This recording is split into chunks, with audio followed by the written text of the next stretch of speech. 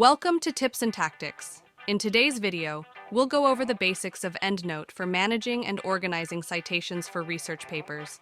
I'll walk you through downloading citations, importing them into EndNote, and finally inserting them into a Word document. Let's get started. Let's download a citation from Google Scholar. Go to Google Scholar and search for the article you need either by pasting the title of your relevant article or by searching.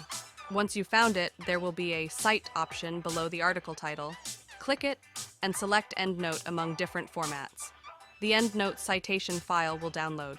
Alternatively, you can download citation from almost every journal or editor site like PubMed, Elsevier, etc.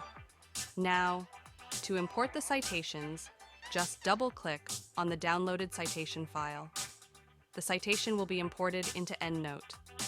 Make sure you have opened the desired EndNote library before opening citation file.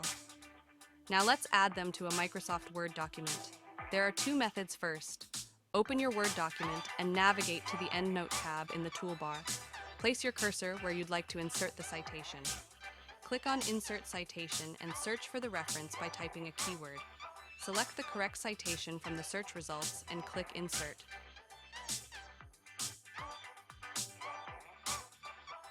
Second, open EndNote and select the required citation from the list.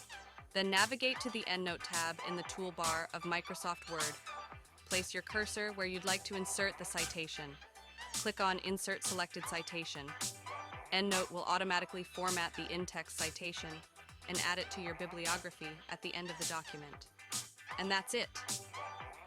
Subscribe for more tips. Thanks for watching and see you next time.